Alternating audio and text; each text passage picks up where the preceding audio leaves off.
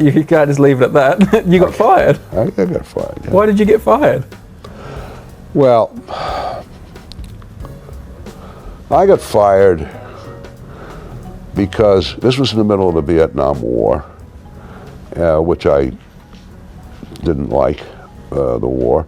Not that we were doing anything to support the war in this particular organization, but nonetheless I just didn't like it. And the head of the organization, he was down in Washington, he was a big shot named Maxwell Taylor, General Maxwell Taylor. He wrote an article in the New York Times magazine section, a Sunday magazine, a cover story, how we're really winning the war in Vietnam, and we just have to stay the course and it's all going to be great. And I thought, that's a lot of baloney. So I wrote a letter to the Times saying not everyone who works for General Taylor supports his views, and in my opinion, blah, blah, blah. It was a good letter, and they published it right away, of course, because it was unusual that someone would write such a letter in his situation. I didn't hear a peep. No one said anything at the company. They didn't say, you shouldn't have done that. But I was clearly on the watch list. Did you, when you wrote it, did you know you were doing something reckless? No. I didn't really think it was reckless because it was my opinion and it really didn't have anything to do with my work. But then, about 3 or 4 months later, a guy from Newsweek magazine came to see me, and he said he's doing an article about people who work for the Defense Department who are opposed to the war. And he says, I have a lot of trouble finding such people, but could I interview you?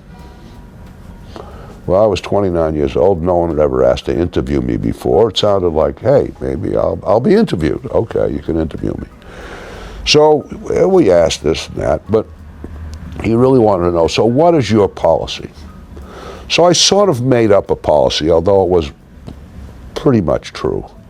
I said, well, you know, here at IDA, you have to spend at least 50% of your time on their stuff. In those days, it was secret that it was even codes and ciphers, so I just said their stuff. But you could spend 50% of your time in mathematics. And so my algorithm now is, until the Vietnam War is over, I will spend all my time on mathematics. And then, after it's over, I'll spend all my time on their stuff until the two things match up again. And then, and that was kind of largely true. I was doing mostly mathematics, but I was doing a little of their stuff. So then, it occurred to me to tell my local boss that I gave this interview. He said, well, what'd you tell him? I said, well, I told him what I just said to you. He said, you did? He says, oh, I better call Taylor, his boss. And he called Taylor, and I came back into his office, and he said, you're fired. I said, I'm fired?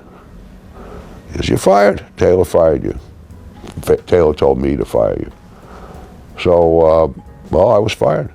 I said, you know, I don't know how you can fire me. My title is permanent member, which was.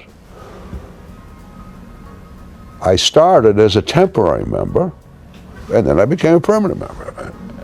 And the boss was very funny. He said, well, here's the difference between a temporary member and a permanent member. A temporary member has a contract. Permanent member doesn't. I had no contract, so I was out of there. And it was amusing. I mean, I had solved this big math problem that I told you about, this 6-year thing. I knew I was going to get a job very easily, so I wasn't really worried about that. You've honed your skills with algorithms, yeah, and you've learned a lot about computers. So yeah, I'm seeing the writing on the wall here for where things go next. How do we progress to you? Yeah, so at a certain point, then I went to Stony Brook. After this, it was chair, and did this work with Churn, and did some work with Cheeger, and we got stuck. We were trying to prove something, mathematical thing, and it was very, very frustrating. Worked on it for about 2 years. We got nowhere. I mean, it's okay to work for a long time if you feel you're getting somewhere, but we got absolutely nowhere on this problem. And my father had made a little bit of money, and I had the opportunity to try investing it, and that was interesting. And I thought, you know, I'm going to try another career altogether. And so I went into the money management business, so to speak. So you started with some of your dad's money, and that got you a taste for an interest in it? Yeah, some family money.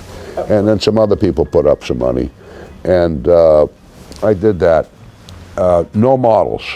No models for the first 2 years. So what were you doing then? You were just using cunning and, you know, just like normal people do? Like normal people do. And I brought in a couple of people to work with me, and we were extremely successful. I think it was just plain good luck, but nonetheless, we were very successful. But I could see that this was a very gut-wrenching business.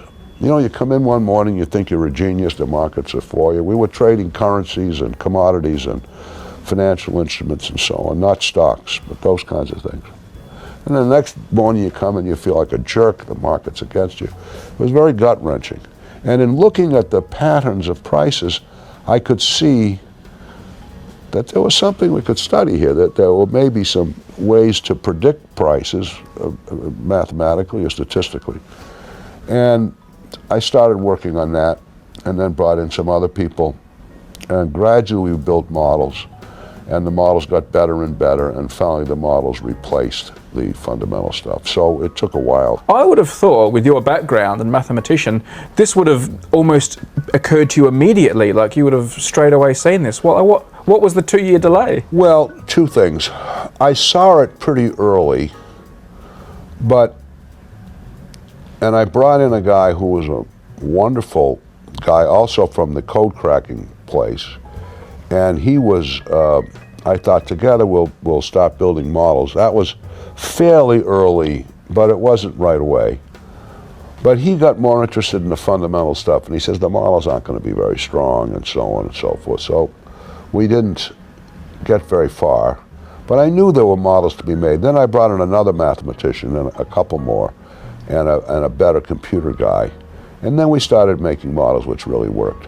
But, you know, the general, there's something called the efficient market theory, which says that there's nothing in the data, let's say price data, which will indicate anything about the future, because the price is sort of always right. The price is always right in some sense. But that's just not true.